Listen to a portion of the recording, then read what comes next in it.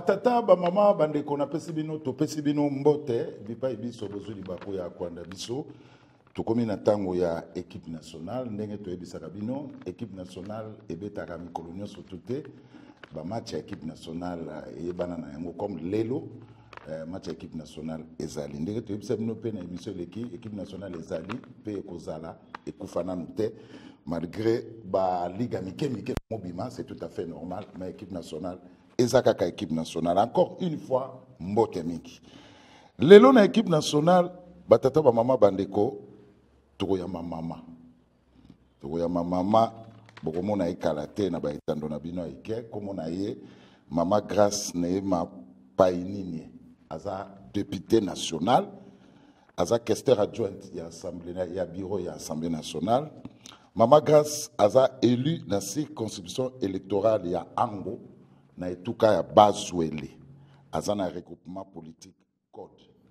Mama Grâce est la deuxième fois aza élu, élu en 2018, réélu en 2023, yende tozanae na kati ya plateau ya lelo. Na Mama Grâce, torosolola la situation sécuritaire na République démocratique du Congo, torosolola likameta libongo phénomène Mbororo na partie orientale, ba défi à relever.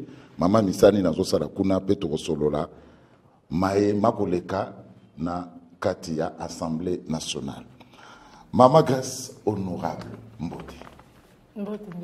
Pour la première fois, tu as une équipe nationale. Match à 50 minutes. Oh, Koka. Oui. Merci beaucoup.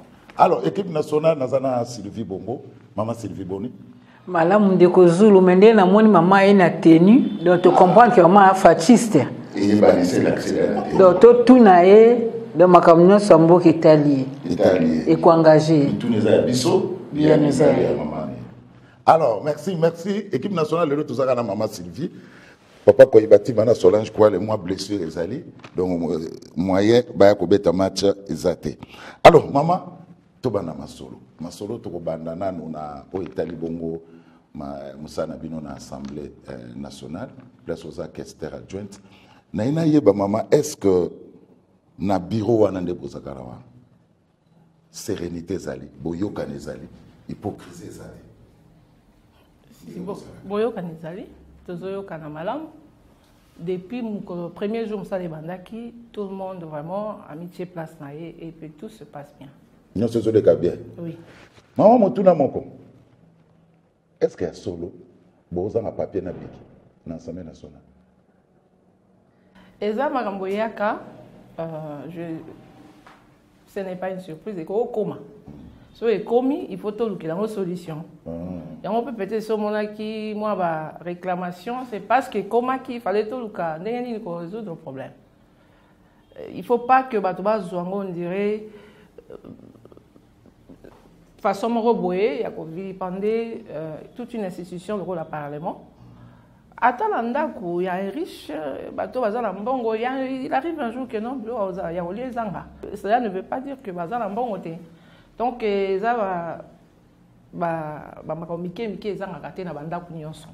et la solution est en train d'être trouvée.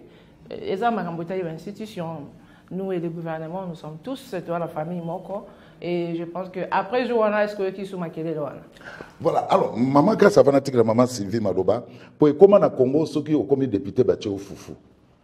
Néné, banano, bah, difficulté, ni bozanango, bien attaqué, bah, député, na, bah, base, na, bien. Bon, Ngai, par exemple, Nganaza élu au Taïkolo. Ils ont un fin fond, un coin. Difficulté, Mingyo, Bissotozan, élu intérieur. Bon. Population, a vraiment. A yebi a mingité, a limité. La population, au monde, il y a gouvernement et les cacala. Mais c'est ni ça, tout mingi, il pesa. Donc, si tu es pour l'élection, il faut te ça bongo, tout ça, pour gagner confiance à la population. La population ne comprend pas le rôle d'un parlementaire, d'un député. Et moi, confusion, on a si les gens continuer. Il y a moi comment que pour que sécuriser peut-être seuil nayo ou siège nayo, tu es obligé. Il y a ça là-bas makam. Au coup le bana au salaté, c'est bien. Le quoi, ngai nazo lutter, je fais les deux. Nazo travailler, mais aussi nazo aider la population à comprendre. Bah, ngai en tant qu'élu, o yanga moussa les ali. il y a l'État, il y a le gouvernement Ezali et ainsi de suite. Parce qu'au fur et à mesure, on va comprendre, je pense que il s'appelle pression, les colons n'habillent pas député. Pour les autres députés, à ça la réunion sont. Députés, quand ils sont enterrés, ceux qui sont abeli, il faut foutre à l'hôpital, dans la classe, surtout, ils ont approché le 2 juillet, finaliste de Kalami qui vont benga. Institution école. Donc, il y a moins confusion, il y a comprendre le rôle des députés. Et c'est aussi, moi, je pense que c'est de notre responsabilité d'aider la population. Surtout, on a un milieu trop reculé. Alors, 2 fois élu, pour nous en 2018, pour nous en 2023, secret na yo na base na ya ango ezaranini. Parce que ça a jeté, 2018, pour nous, 2023, pour renouveler confiance, secret na ezaranini. Être vrai et sincérité.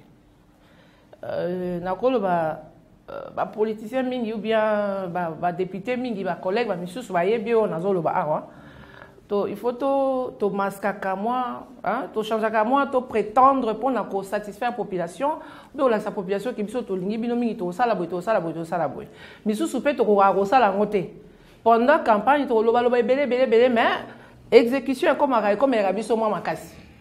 De le premier jour, j'ai été sincère avec la population. En tout cas, c'est bon parce qu'avant moi, j'étais dans la Rotanga. Et dans la Rotanga, les bandes à pays. J'étais à l'étranger, j'ai passé beaucoup d'années là-bas. Donc, après école secondaire, je suis partie. J'ai évolué sous d'autres cieux, avec une autre culture, avec Mme Soussou. Moi, je leur ai rassuré que ce moment, il y a une place dans le et ça, les marananuté. Et ça, les maratés. Batu babundaka butu mo azala ta kuna réfugié ou bien à travailler kata na ba factory na ba usine pour azala na ka kuna mon avis bien. Mais moi je quitte là pour rentrer ici, ça devrait être un message. Et ils ont compris ça. Si vraiment so ngana et ça sacrifice parce que le meilleur c'est ailleurs, mais naïe que meilleur on a mon libanda ngapé na go contribuer pour batu na ngapé atteindre ça au maximum mais pas vivre quand même moi vie wana. Ce serait ma part. On a aussi la souci à la population et je pense que la population a compris ça, c'est ça le secret. Il y a un temps où on se mais bazon gelaka pour na bino, moi na biso il faut ça ça mamba malonga. Maman grâce Matondi na Orlando na Bokebi mais na lopoto balbaka bon mentir qui vient de loin. Tant on soupe que ko buka no lokuta okosi batu na biloko mike kuna neti de baka moto moko boya ya non na osombela ba député ba Prado ela ibonde ba clé à moto kuna na ba intérieur wana donc ya ka facile pour na bino ko manipuler population ya mboka kuna pour parfois couper na ba réalité ya ville est-ce que pour na kana opeza bongote. Maman Sylvie, merci la question là. En tout cas sans même mâcher les mots pour na ngeza bongote. Na la difficulté à remettre comme ça, mais tu as na le na lobé on ndenge wana. Si ya na ngoma bete. Voilà. Oyebi d'une part na zali pe ko interpeller ba collègue nanga ou ba tous na ambition ya ko comme ba député ya ko servir nation de peuple na cadre wana. Félicitations et courage. Je vous soutiens. Donc, il faut plutôt apprendre aux Allemands de patriotes. Batu mingi leo tomoni ba ok na politique, azoke les députés pour habiter kuna vie facile, kuna na ozwa mbongo. Mais souci vraiment ya population bien changer makambo pourcentage ngo za muke. Na pesu exemplaire wakala mingi te. Maman nanga mutu yo se la lwa ke ne va aux États-Unis bon parce qu'il faut que na dévoiler. Donc kuna esa place mutu nyonso moi j'ai fait 17 ans, la moitié de ma vie je fais là-bas. Et na CDC classe, na eu diplôme. Je pouvais aussi travailler dans sa maman Misusu. Je n'étais pas obligée de forcer qui n'était pas zonga mais na zongi. Et puis comme na zongi, est-ce que na vraiment au moins que le geste ça prouve déjà la suffisance que na sérieuse. C'est-à-dire que na zana tina roko sa population te, na zape na tina na intérêt mon côté, il y a pour flatter bango. Je leur dis ce que je peux et je fais un effort, bien que aussi vu ma réalité à terrain, c'est pas facile. Mais je suis consciente. Au moins, conscience, on a dit ça que chaque jour, oh, luka. Ce qui est simple, je veux faire comment la coquine de Wapina Tokyo, parce que conscience, on a un moment et Zawana constamment, ils ont rappelé. Ils ont rappelé, mais au lobby, on a la sérénité, ils allaient dans le bureau, mais on a dit que pour beaucoup dans la configuration bon na ngolo le passe yo pena soko matata na mkongo papa mboso ngo matana op et puis tout le monde même papa mboso pour la première photo quand depuis l'élection ça ma bureau ba primaire et ça la papa mboso pas pesa mbotete na veka hein est-ce que toko lo ba que yo pe on a pas mboso bobongsa. En tout cas, au départ que tout va bien. Tout va bien. En tout cas, tout va bien. Cohésion ezali, maramunyo se zokende bien. Au moins, il y a les politiques. Et yakanango, et c'était temporaire. Papa mboso mutu na mutu agera ka émotion na ye na ndenge mutu na mutu. Le règlement d'ambition est vraiment problème hein. Gestion d'ambition est vraiment problème. Mais après ça, après maramunyo ceci, tu comprends que non, maintenant c'est le départ, c'est un nouveau départ. C'est-à-dire que tous ensemble, nous devons chacun à côté d'ailleurs à contribuer pour la bonne marche et puis pour soutenir la vision à chef de l'État. C'est ce qu'on est en train de faire. Voilà, merci.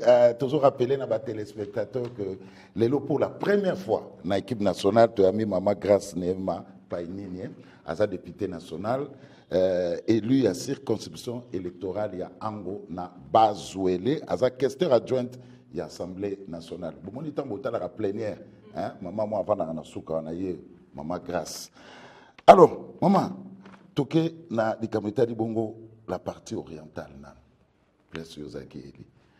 Qu'en est-il d'un phénomène Mboro? C'est un danger pour la République. Et Ndengolo Bagindeko, c'est le deuxième mandat, mais le phénomène Mboro a toujours été mon combat. Depuis le mandat passé, na banda Bitumbawana, pour faire voir opinion nationale, mais pas seulement opinion nationale, pour interpeller l'autorité, le gouvernement sur les dangers qui nous guettent dans le côté où on a parti à l'espace oriental. Parce que tout ça, côté par exemple, la circonscription est juste la frontière avec la RCA. Au Monika Netoza na Braza Otala Ranangam sur la rivière Otala Nangam Beza Braza Nengepe Naza. Donc Tokenda Buena Souka Wana Totala Nangam Puna Tomoni RCA. Chose drôle parce que RCA, jusque-là, une partie, ils ont contrôlé Naba Rebelle et puis ceci, c'est là. Côté, ils ont juste en face Nanga, ils ont géré Naba Rebelle Tilelo. C'est le cas. Oui, oui. Le gouvernement centrafricain, ils ont même mis sur espace Wanate. Mais Yangonde, ils ont juste en face. C'est un grand danger. C'est-à-dire que là où tout peut être boutiqué, parce que on va avoir Rebelle. Est-ce que vous savez que fort parce que tout bon batté surtout vu la grande orientale dans son ensemble bah place pour moi bah total Ituri tout ça quand même moi bah place à baba Djougou moi bah na ba Bitumba pe quand même sous bah ils à l'époque et ma balendu ce qu'on a rendu comme sous bah bande comme sous là zakaka bah Zaïr Kodeko voilà babilo ils appellent moi bah groupe armé pesakuna mais où est mataka mingi ils a les deux Kivu. C'est vrai que le drame est là, mais est-ce que Bino, tu crois que vous savez la promotion, est-ce que Bolobelaka suffisamment réalité, il y a grande orientale, surtout dans l'hôtel de sécurité? Oui, oui, tout ça Kolobela. Et pour preuve, récemment, on a déployé un nombre de policiers. Voilà à côté à Bazouele, parce que c'est de cela qu'il s'agit. Pour la situation, on a un phénomène Bororo. Et aussi, nous avons des militaires. Processus, est complexe. Donc, il y a un cas du tic au tacté. Mais les autorités sont saisies. Et puis, et puis, avec les nouvelles mises en place, pour nous remplacer, dans les temps, il faut changer. Toute mon équipe à Sika.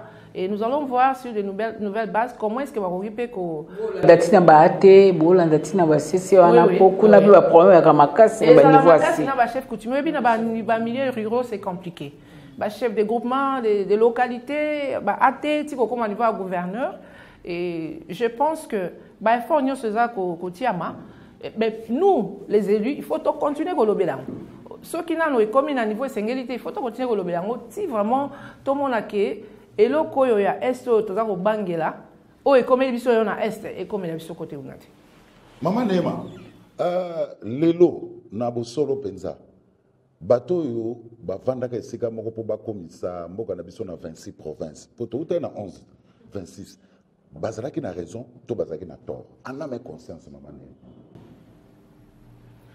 Moi, je pense que bon, on a le bataille Bazaki a tort, mais c'était précipité. Et c'est le Wellinger comme Manango, mais c'était pas encore le moment. Et comme c'était pas encore le moment, toujours vivre le moment de difficulté, il y a comme fait de gérer la province d'une façon démembrée. Je vais donc prendre l'exemple de ma province Bazoueli. Les sont mingi, ils ont dépendre de la chopo. Il faut peut-être tocher bureau principal na chopo, mais la branche nango na Bazoueli, ils ont fonctionné de cette manière-là. C'est pour vous dire que jusque-là, ils ont qui vraiment ont gâté pour notre Kabola.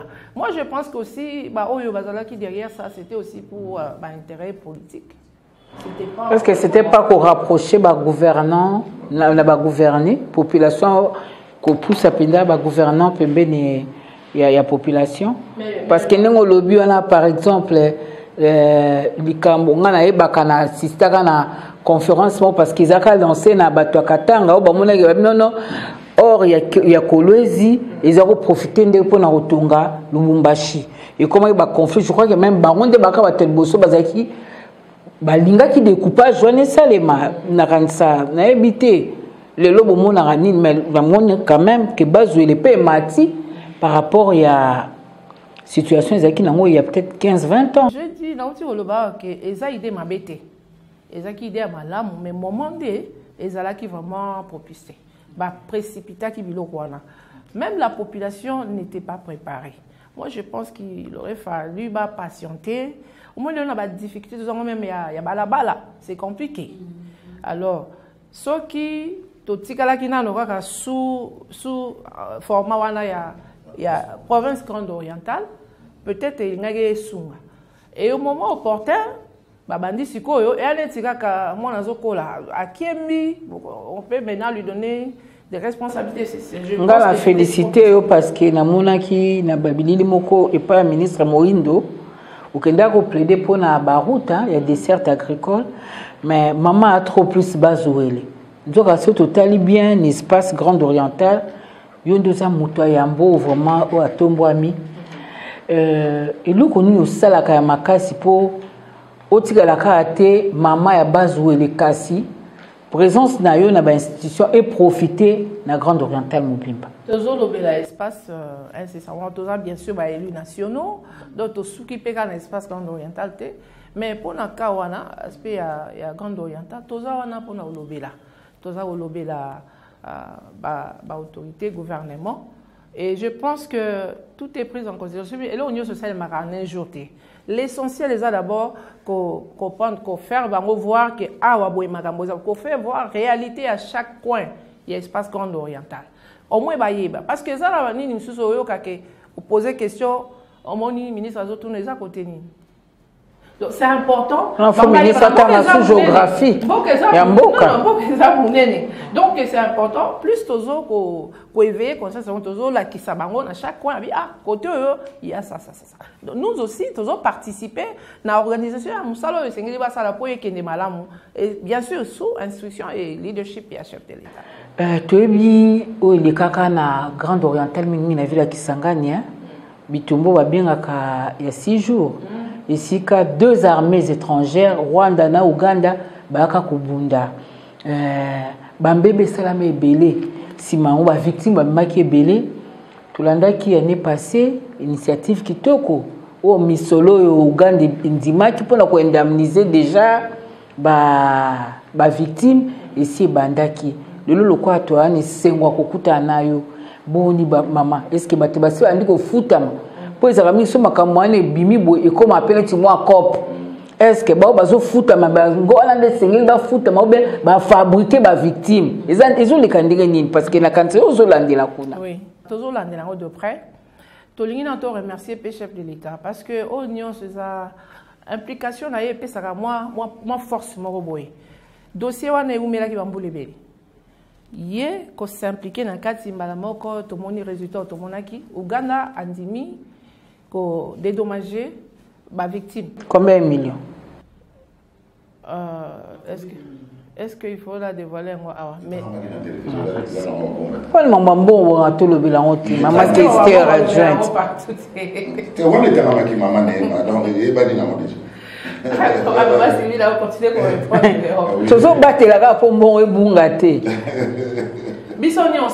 vous faites votre il faut tout ça la perdre. En tout cas, dans ce sens-là, c'est qu'il y a un mboka. Ennemi à pays. Oui, avec ça, vraiment te féliciter, te saluer, et puis te remercier, le chef de l'État dans le Koloba. Nachopo, dans les temps, c'est comme je l'ai dit tantôt, et ça qui grande province orientale. Bitumbe Salemagi na Kisangani, qui se retrouve dans la province de la Chopo. Mais l'élo, toza démembré, 4 provinces. Mais comme les Alaki sous l'ancienne configuration, récompense wana, il faut chaque province a fait partie yani wana a bénéficié équitablement. Oui, mais bazo pesango par rapport à nombre ya ba victimes, toujours pesa ba victimes et puis aussi na façon moko collective population mobimba et cause à lokola symbole. Mais mutunyo ça va bénéficier non.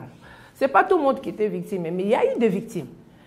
Ils doivent être, ils sont déjà sortis à Chopo, baza déjà récompensés individuellement, mais aussi sur le plan collectif. Tous les monde qui bakotonga ba centrale électrique, bakosa mambebele bazo, bakotonga ba hôpital. On est bénéficier population sur Chopo. C'est une très bonne chose. Et nous saluons ça. Tous sengande na batu na biso ba o baza ko kamba Afrivao. Tous sengi na bango, ce sont des Congolais, baza ba patriotes. Et ça dépend du ministère de la Justice. Oui. Mineta Moutamba, et il veille sur ça.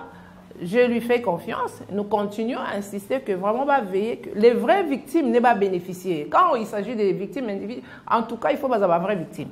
Toboy ko créer ba victime oyo bazo exister. En tout cas, conscience na biso na bango nyonso et ça là. Et c'est pareil aussi, c'est la démontre que je suis en train de faire pour les 3 autres provinces étikali. Ituri, Otuele, Bazouele.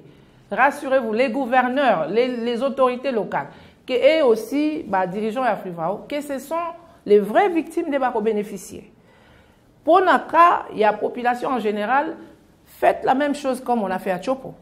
C'est salutaire et puis Tokobe Tamaboko, et nous disons encore une fois merci. Nayebi que sous les instructions, orientation à chef de l'État, le ministre Moutamba fera et l'Okoyo et que vous allez apprécier de tous. Bisso, Grande Orientale, celui-là, c'est collé tout la Grande Orientale. Nous serons toujours reconnaissants au chef de l'État. Naba Eban Sobazala qui acteur na Katia Makambo. Alors, maman Neema, mitunami balavato fungola. Dernière partie à l'émission Nabiso sur la situation sécuritaire dans l'Est. Maman, beaucoup de gens la musala, na vacances parlementaires au Leki. Aux Zongela qui base na Angoto, au Bétenoto aux États-Unis. Depuis que nous avons eu les élections à bureau, si les lots, Nabimi Nanuti. Et j'ai mes raisons. Koka monté. Au Moni, nous sommes 7 na bureau. 7 membres. Ce qui est comme les vacances parlementaires, il faut tout ça la rotation. Mais malheureusement, tout, oh, on est tout bandit, tout ça, à peine 8 mois. Une année, c'est au mois de mai, c'est une année. Quand on va te tout ça, il va 2 ans, 3 ans. Nayebi bazota. Nayebi ba monanga kala. Mais nazana bango ba yebi que je suis proche na bango parce que ba difficulté na bango ba monanga ne nazo intervenir awa. Et bazo mona pe ba réalisation monsieur sur terrain, c'est par rapport il y a ba plaidoyer tout ça là par rapport il y a ba porte aux toquer partout en faveur de la population. Et ça makambo belé, oui, il faut ba monanga mais oh ya wapi bako préféré kozalanga chaque jour mais sans solution ou bien ngana zala kanazo luka et puis bazo mona ba retomber. Mais ils savent que, partant de ce que Yebelingay, n'andenge pe bazo décision à voter nga baza pression nanga. Ba yebi que awa moi na biso bazo traîner, biloko ya bien isuko le kawa des akoya. Effectivement, je les rassure ça. Merci beaucoup. Alors maman, Bazouele, à part la situation en Boro, ba définir une sous ma casse ezali ko relever comment? Les défis autour de presque partout. Balabala. infrastructure, école, nyonso wana ezozala mboka na biso. Eza aussi pe mboka moko agricole très fertile. Kuna coton ekobima, loso ekobima. So ekabala ba to moni bambisi ezokufa na vieille na koma kitina buta tala mbisi munene boye mais bakokoma côté boye ndenge nini biloko c'est compliqué. Nous avons la foi parce que les efforts sont en train d'être vraiment fournis. Toyebi que ekokoma. La nuit, on a autorisé na kati butu ane umelara pour toujours te. Jour mon retour egotal. Mais j'ai quand même effectué 2 voyages na Buta. L'un des voyages que nous avons chef de l'État ensemble, nous sommes ministre de la Défense, toujours dans le sens de plaidoyer. Yomoko colonie. Yomoko. Ngamoko na kendana bango. J'étais na mutu na salaka plaidoyer to ke na ministre de la Défense ti na Buta. To koma ki na Angote mais to koma na Buta, c'est la capitale. Et là où j'ai plaidé même pour la base militaire. Vu ma cambo na otiko expliquer bino danger wana nyonso, il faut tous à la vraiment armée et à la peine. Maman Sylvie, situation sécuritaire à l'Est. Situation sécuritaire, maman grâce Neema, kolala kolamuka. Loko ndoto to monika moko ya bino. Moi la grande orientale organiser l'élection en Boko. Papa, et bandara liboso to bika que non M23. Tu vas vivre que matabi ici AFC tête nango moko ya bino ya Grande Orientale ancien président Seni Corneille Nanga lelo yo après ça peut avoir revendication mais yo ko information ana au vivant ondeni. Merci maman Sylvie la question là. Tina on va poser une question là qui laisse parler dans mon thème. Eza passé parce que quand on a décrit les autres les kabia bango bato à Grande Orientale moko na bango ou ndeko na bango toi azui mandoki a choisi nzela mandoki aza ko bomisa bandeko na ba congolais, ça fait très mal. Et kaka ndengo kisaki mongo wana passe na motema, c'est ce que je ressens. Kota là, au décrire la fonction zalaki na mboka, oh ce n'est pas la moindre. Et ça fonction à monene. D'être arbitre entre les deux équipes. Na destin à mboka na maboko bien sûr. Au pesi bato espoir. Na nyonso ele kanaki. Tout d'un coup, yomoko lisusu au baluki eza ndenge na salakite. Ata yomoko mama Sylvie. Oko pesa na explication sur yo moleza yo vraiment on comprend on est. C'est ngai et je pense que toza ebelé surtout biso de la Grande Orientale toza perdu.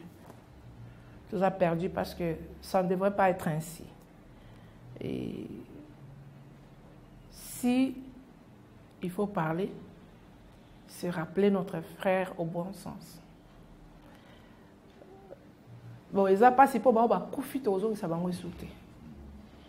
Na biso na bande comme susu. Quand je dis biso, je parle que et la Grande Orientale aussi, ba kufi kuna est ba kufi Goma un peu partout. Et comme même Mukumba wana yé à la hauteur bien, il fait partie. La passe. Mais ce qui a Royoka ngai tout ce que je peux lui dire, il y a raison en bon sens. Oui, bani personnel. Mais yo yebi était azalaki président ya Seni. Mutu nyo se voyait ba même ata yo mutu tenga lo bana cadre ya Jésus na Nazareth tata botama na Bethléem. Na lo bana sens wana. En tout cas na yebi. Ah OK. Na yebi aza mutu ya pas na biso d'ailleurs il y a Otouélé. Dans la Otouélé bazouélé, il fallait selon moi il fallait à la province moko parce que ça nini moko yangote ça lui passe mais qui reviennent et puis alors dans le même sens ma déclaration totale comme on a un lobby gouvernement au doigt oui au doigt dans le sens il y a ko luka ensemble conjointement comment balbaka common ground, c'est-à-dire que... Eh, maman bête anglais Zulu. Oui, il fallait pas confirmer on a mis ça qui common ground est ça pour la Tobungi Zulu. Ah, ok. Pour la zongi sa kimia na mboka. Donc par rapport à mon coloto wano etiami na communiqué conjoint wana entre côté ngamo mususu M23 FC na gouvernement tout le balelo que tozo ke malembe vers la paix. Oui, na lingina loba nazako lobela ndeko na biso ou ancien président de la CENI que processus ya koluka kim et là ezan elo côté le kimia. Tokoki kozwa solution na mindu ki kakate po yango pe ezo mema biso nulle part. Yango na sala ki allusion na communiquer otomonaki lobby, c'est-à-dire que quand même tomoni volonté bandi ko la kisama que non toti kanzela oyo peut-être to yo kana to tia na se ndenge bakino balobaka to retrouver kimia po peuple a souffrir mingi ba victime ba innocent ebele ba ne bele batikali ba nitike pona likambo ba yebi ni mutu ni na makolo pona ba intérêt égoïste eza malamu te tous ça ba agent ya paix nous pouvons que prêcher la paix. Vraiment, ceux qui, dans ce sens-là, pour la Ozongi Kimia, tous allez soutenir. Bon, maman, grâce aux parlementaires, na Oezole Kana Est, quelle est la part de la diplomatie parlementaire? Pour la caméra qui est de Boymabe, Samazon à Boymabe. Oui, même prof Mbata, on a qui était le bac anglais. Bon, on a pas quelle est la part de la diplomatie parlementaire? En tout cas, le Parlement, chaque institution a un rôle à jouer. Personnellement, on a vu que nous avons eu plusieurs missions, toujours dans le sens il y a aussi la lobby, il y a diplomatie. Mais par contre, est-ce que prof Mbata Kendaki, Isaki, je crois, au niveau africain, on a peut-être ceux qui n'ont pas un pays anglophone, mais bâton qui tendre élection et l'équipe AB, car 88 va soutenir Bisso. 705 mobimba baboy musuzu baboy na Congo ni pour ni contre donc on dit taliban. Est-ce que marketing na biso il y a pas problème autoza nango? Est-ce que c'est bien présenté? Est-ce que anglo prof bayoka kité ou bien ça mauvaise foi pour la nek ma mo kozonu sake bino na RDC vous en a 120 groupes armés. Et on en a tout na anglais ango bayoka kité. Est-ce que bazana biso to bana bisoté? Maman Sylvie, nana le baba, au moins na bitumba, quand on parle de la guerre, mutumo ta faciliter moninga tâche. Ozomona. Depuis bitumba et bandi, to bandi pe côté na biso, vous avez vu comment gouvernement a s'impliqué mais d'abord chef de l'État yemoko a vu les devants. Il y a ko tambola ko ça la diplomatie wana. Yo kanisi côté musu ba croiser bras. Bango pe bazo luka wapi faut et ça bon. Tenga le bel de diplomatie parlementaire mais na saluer en même temps ba initiative à maman Mineta ya affaires étrangères. Parlementaire pe au monde na le baki chaque institution azo sala oyaye na ndenge nayi. Moi je sais que le Parlement a joué un rôle ebele, a sali makambo ebele. Oh ils ont qui peut-être étalé parce que toza na kati va jouer bazaki ebele mais avec chef de l'État yemoko tête, il y a délégation que nous félicitons vraiment pour la sali implication personnelle naie ba député ou ba parlementaire ba jouer qui ba rôle na bango nazonga ya moi pour outil ko toucher. Je vais vous expliquer une chose par rapport ya ba anglophone. Ils sont comment? Yo lo baka anglo tika pour la ni maman. Bon, tout on a vu ce pégoya. Et puis ça continue hein. Tu l'obité qu'avec déclaration de mamignon ceci bon non, et la procédure il faut continuer, il faut tout continuer tout aboutir complètement na oyo to za rulinga pour qui maison. Ba anglophone ba compliqué. Donc pour la scène wana oyo to monaki esika o mentionné collègue prof Mbata et cause à la peut-être il logo moko à utiliser en ça ne veut pas dire que tout procédure nyonso ou bien nyonso de pays bandé salé matiwana ba rejeter. Et ils sont plus concentrés pour le moment, comme tu as dit. Peut-être ils n'ont pas eu ce qu'ils voulaient entendre. Badinga qui a monté la façon à réclamer autrement. Ça, c'est mon analyse. Autre analyse de cause à la paix que bande connexion na otiko loba ba la paix te bazo travailler kaka ne biso peut ça lobbying ba on peut baza ko continuer au moni avant biso nde tozala ki na vraiment à la hauteur te Un Congolais a récupéré, en commençant par notre chef de l'État, a récupéré Yemo Kamite devant na gouvernement, na parlement, na nyonso. To s'engage on na diaspora partout, ba marche pani sur ce monde en ça. C'est-à-dire que ba toi na bazali na yoso ko marcher sur biso pour toi nova nanye. Et to komi goloba, ba on peut comment to changer de stratégie. C'est aussi une possibilité. Mais je pense que c'était que pour ces niwana, je n'a rejeté en côté sur toute procédure et salemaki à diplomatie que ils ont sabiso sima, je ne pense pas. Ce qui mboka ezana kokoso, tous les moyens sont bons pour nakoluka kimia ezonga mutazo pesa ba idée na ye nini tokozonga sa kimia pour tozana pasi tozana deux provinces oyo banguna bakanyango tozana besoin mboka na biso ezonga ndenge zalaki. Alors pona yango tozana na Kinshasa tomoni no consultation politique. Soukanango gouvernement ife bima petit lelopé ezo bimaka te miteme ezo beta ba politicien ezo bimaka te. Alors Maman Grâce consultation politique ya prof Eberand et Simbaki to Simbaki te. Bon wana ozo changana zo place ya prof Eberand parce que yé mutu chef de l'état pesa qui est responsabilité wana. Maman Grâce c'est l'union sacrée qui a consulté l'union sacrée. C'est faux. Un échec parce que c'est faux parce que Ngamoko n'a participé à la consultation. J'ai vu. Mais vous avez une sacrée. Oui, bien sûr, Nazoya, maman Sylvie. Mais dans mon équipe, bah, opposition, bah, yaki. Mais banani.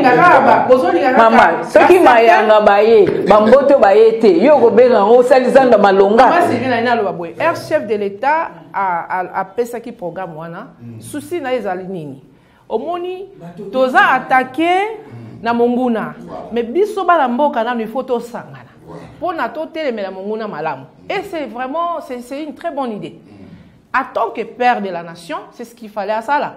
Sikoyo, mutuna mutu, je vous garantis que ba on wana yaso bozo kanisa, ba on yaso bozo invitation. Ba yete, et c'est sa faute. Il y a président, et sa faute. Il y a conseiller spécial, et sa faute. Il y a union sacrée. Non. Bon, ça faute ils ont tous reçu les invitations. Ba boykoya. Pourquoi? Ba boykoya pourquoi? Ba on va le processus à Kinshasa autour de Bassam. Pour développer Boligna. Avec tout le respect que je dois dans Bassango Nabiso, parce que Bazo joue un rôle important dans la société. Mais au moni idée à Kolobake, proposition à Bassango Nabiso c'est la seule voie pour retrouver paix. Moi, je ne pense pas que c'est vrai. Et ça, Bazana ba proposition à Malam. Certaines résolutions et Koki Kozala appliquées. Mais ce n'est pas tout ce qu'ils ont dit que nous devons mettre en pratique pour te retrouver paix dans le Congo. Ce qui, bon, santé que c'est un pays laïque. Donc, si tu veux une église, bon, Bakimbangi c'est Baza, Bamizima Baza, bon, chaque église a no résolution. Est-ce que chaque église, quand tu le bien, tu sais, tu minimiser tes mains. Mais c'est bambisi babimaka bamboto bazali mayanga bazali donc il y a le lenge na le lenge maman tulandaki dirka beya conseiller spécial avant ma solo ane fongwama alobaki ngai ici il faut na que le koluka même ancien président de la République Joseph Kabila na kosa la démarche wana mais le so total bien makamongo ekendenge keiwa ensemble bayate SID yate envol yate toko tanga LGD ya matata poni bayate finalement consultation ngo ezaki kaka ya koluka bandeko oyo na kanisa mutamunene to bakoni ezaki kaka Adolphe Muzito so toko tia na ndenge ya bato oyo baza na premier rang na opposition dans les pacifiques to ngo non armé hein toko tia kaka Adolphe Muzito mais tous les restes hein mais ande ba mayanga de boko ozwa bozwite bato que bako ça la poids sur la balance. Maman Sylvie, on a invité et ce on peut cette invitation mutabo ikoya na lingo ya no la pengai na moment il faut tout salani parce que même hier Muzito Tolanda qui est pas na été comme maye koya na consultation il a reçu l'invitation à répondre comme tout patriote. J'estime que bande konabiso bisu soit nyonso ce sont des patriotes. En dehors de tout, c'est le Congo. Qui donc, to qualifie mais moi, je ne vais pas mettre sa faute ni au chef de l'État, ni au conseiller spécial, ni dans la procédure. Parce que ça a qui ouverture Pour na biso nyonso bana mboka to sangana. To fongoli maboko, papa ya mboka fongoli maboko. Bobo ikoya. En tout cas, qui la faute? Parce que mais après, beaucoup banda ko réclamer ko loba, venez to vanda to solo là. Comment est-ce que nous pouvons nous unir? Bobo ikoya. Faute ya nani maman Sylvie. Tonde ko yebisa ngai. Faute ya nani? Maman grâce na Hollanda yo. Na Bible ba beteli solo ya 100 brebis hein. Ya berger moko atiki 99 pas que Hollanda ka moko à Sigaraki. Est-ce qu'il y a pas moyen d'aller au-delà? En tout cas, aux chrétiens, on a mon yango, na yebi verset wana malamu mingi. Moi, je pense que c'est important. Processus wana il y a consultation et ça a été. Kaka ndengo lobi, ba bébé misusu bakenda musika mingi. Peut-être po baya et kozwa bango moins temps. Alors il faut kaka to banda. Moi, je vais suggérer que attendez ba clôturer consultation. Mais, moi, approche on continue. Et puis aussi, traitement et dans le sens, c'est toujours il y a faciliter l'atmosphère. Climat, il y a cohésion. Ça va des deux parts. Est-ce que les lots, tout le même à cohésion, même à ta démarche à paix, où il y a un processus à Doha, et puis tu as dit que démarche, monsieur, ça, les à niveau, il y a médiation, tout le monde, le président Fornia Singwe, tout le monde n'a ministre d'État et Affaires étrangères continue à Koutani Pena où il y a Rwanda. Est-ce que ils allaient mener le poteau à paix des dupetés? Est-ce que c'est le cas que Moutouamoutouaye a paix si vous menacez à bon moment et l'eau connaît la Samesa? Quelles sont les garanties que ma campagne va continuer au Simba? En tout cas, aujourd'hui. Tu es un prophète de malheur. Non, oui, bien sûr. Oyebi état autocomi l'état potozana olelo. Personne ne s'y attendait. N'est-ce pas? Quelques mois passés, tantôt, mais le c'est autocomi awa. Moi, je pense que ça résultat, il y a chaque étape, il y a une procédure. Il y a un plaidoyer, diplomatie, il y a chef de l'État, il y a gouvernement, il y a un parlementaire. Chacun a quoi rôle va jouer et ça comme ma lelo awa. Et puis, bamingi ba holoba non, holoba ki boko vanda na bangunate ko solo là. Écoutez, l'objectif c'est quoi? C'est la paix. L'objectif c'est la paix. Est-ce que j'ai tenté? Mais c'est avant. Est-ce que ça du tic-au-tac, maman Sylvie? C'est pas du tic-au-tac. Mais ils ont un grand travail. Nous devons féliciter le chef de l'État. Il faut nous féliciter. Autant qu'il présente plus de 30 fois. Mais il faut l'attendre parce que Aza est lombé. Avec lui, tu vas vivre biloko et tu vas c'est clair. Maman Sylvie. Plus de 30 fois, on a Zotanga. Chaque phrase, chef de l'État. Chaque phrase, maman. Je suis sincère. J'aime le chef de l'État. Mais surtout, Naza fan a été, mais je l'aime pour le courage, effort et puis surtout patriotisme. Au moins, on a dit que on a bandi mandat en 2019. Et Bilambo peut campagne c'est si la quitté. Il y a un président. Ils ont qui a campagne. Papa, tu n'es pas seul. Il y a des ceux-là qui sont avec toi. Ils continuent à encourager partout aux les messages. Maman, grâce, est-ce que tu peux vraiment croire que tu as liquide na communiqué conjoint tout ça vraiment nélika que kimia izozo nga caractère na monde la mboka. Oui, moi je pense que Tori Gauthier est liquide. Merci beaucoup maman et monsieur Sylvie faut appeler maman quelques minutes. Oui maman Sylvie. Ndeko Zulu nga moi likanisimo elinga lelo boye communiqué conjoint ba signé. Est-ce que lelo na mboka oyo depuis presque 30 ans en gros pour moto accéder na bokonzi et sengeli kaka azoba revendication ya Minduki. Est-ce qu'il n'y a pas, le moment n'est-il pas venu que Congolais, ceux qui mandat ana yo zuité au vendino qui osé là, et puis au sein de l'opposition pacifique pour oser la paix makamusu. Est-ce qu'il n'y a pas moyen? Parce que beaucoup de gens ont dissimulé tout le bosso. Tout à fait. Et ça n'est au c'est vrai. Il faut tout décourager biloko wana. Il y a que les hommes qui ont été mais quand on est là, on va faire Minduki, ayebi qui au finish to kosala to koyokana na kozonga na non et ça nous devons tous la constitution ça le rôle la Bible. chaque institution a marché selon les instructions, selon les principes de la constitution. Nous avons un exemple de Sylvie au moins en 2016, l'ancien président Kabila qui était président. 2016, il fallait toute l'élection, mais ça l'a quitté. Est-ce que Moutouazoua qui Mandoki 2016, Tolobi, non, au nom de la paix, bien que Zaki au-delà, il y a de l'aide constitutionnelle, tu os élire 2 ans, Moussoussou, pour tous les cas na urne. Donc, seule voix pour choisir, les cas pour voir, il faut que voix des urnes. Bilo kwana ya bamindu qu'il faut décourager en gros, tous à la faciliter les parce que au moins et puis le gouvernement peut faut et Mbappé qu'on considérer que l'opposition en pété to bonabo quand vous brimez les gens bozo tinda bango pe ba kende ba développer ba réaction sous anti-patrie to ko lo Mbappé boy mais réaction maman yo zakala nzela mandoki. Voilà, maman, grâce à maman Bazou Tchangassine qui est mission ici, n'a pas 2 minutes. Autant la caméra à Fabrice, moi, ma loba, pour la base, na yo ya ango Bazou Tala Siko, pour MC Bamoni. Avant na comme la bande konangai na base, na robanda la bande konanga sur toute l'étendue de la nation, qu'il y a encore de l'espoir. Et tous à la dengo loba qui a un prophète des malheurs moi je crois en Dieu. Et oh les autres pour vivre, je sais qu'il y a la main de Dieu dedans.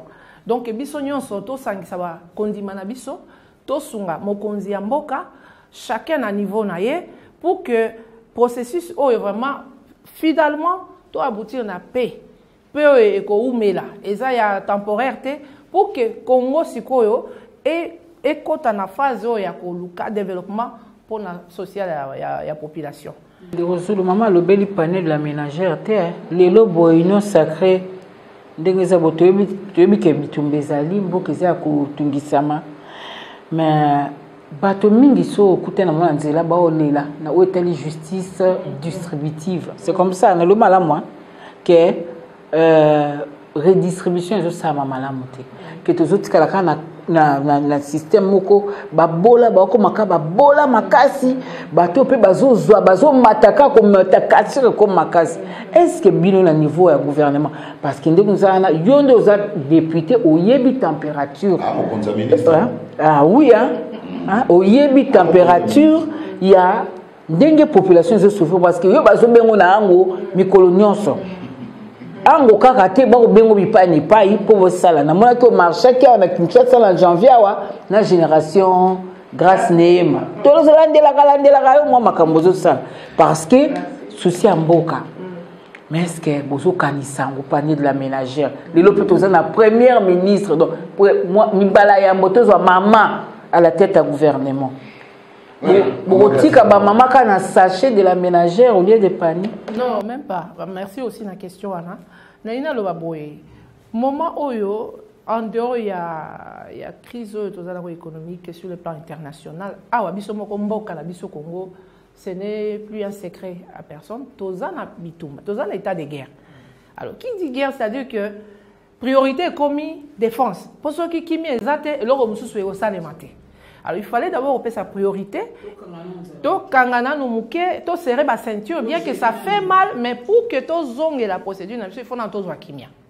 Il y a une priorité et comme kitano ko soutenir défense. Ba o baza ko bunda ko zwa bibundele sengeli pour na to longa bitumba. Oh et après Tony mais bien que ça Tokori quand même qu'on féliciter. Je dois encore le remercier, le féliciter, chef de l'État. Pourquoi, maman? Pourquoi maman Sylvie? Maman Sylvie, bien que nous sommes en guerre, nous sommes quand même que Batouazo Foutama. Et comme maman Mouké, Batouazo Foutama. Nous sommes en guerre, tout le monde est gouvernement, ni projet. Au moins, le programme est à 145 territoires.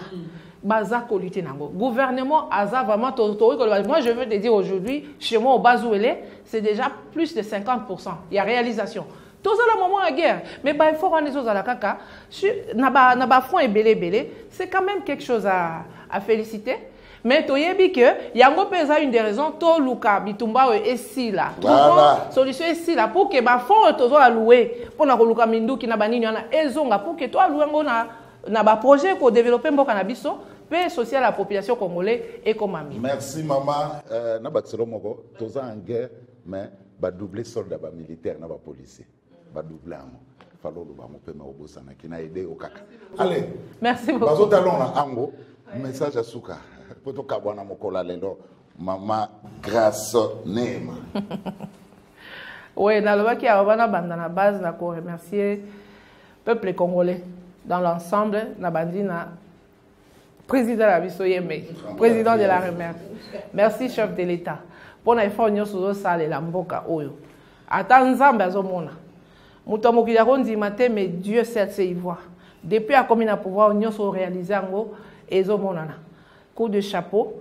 Bande konabiso baza ko bunda butu moyo FRDC qui sacrifie ba misusu baza ko kufa batiki bana ba wazalendo qui sont vraiment des vrais patriotes ba amitié bazui défense pour protéger l'intégrité du territoire. En tout cas Nzambe a continué à combattre la bango et puis sincère merci il y a peuple congolais na tourné sur vers bande konangai bien boké kamba na ango boti quand même buta je dois commencer la capitale puis toquer ou bien grand espace bon de toutes les façons bande konanga bi pa biso ba kolanda ngai en tout cas na pesi bino mbote mingi na lingi na profiter na micro o koyebisa bino que nous sommes là pour vous toza ko travailler makasi awa ata bo moninga kuna te je suis avec vous na esprit na yambaka téléphone bon na oyeba ba problème na bango nini c'est que na yambaka téléphone na zoyeba il y a un problème sécuritaire ngala on est naza chaque militaire kuna azana numéro nanga ba ata oyo simple ngo à cause la colonel azana ngo ba major mais ba militaire ba bazana ba policier bazana ngo population azana ngo parce que nous sommes là pour eux donc toza awa toza ko bundela bino. Ne pensez pas que, oui, moi, on a été abandonné. Je vous tiens à cœur. Et puis, boyebi, entre ngana bino, boyebi et sangisa biso, ce n'est que le souci. Il y a qu'à changer conditions de vie, il y a population. Nous y travaillons. Mais kalamingi pete nazoya. Nazakoya. Maman Grâce Nema Painini, élu à circonscription électorale, il y a Angona Bazoele, questeur adjoint de l'Assemblée nationale pour un recoupement politique code. Merci.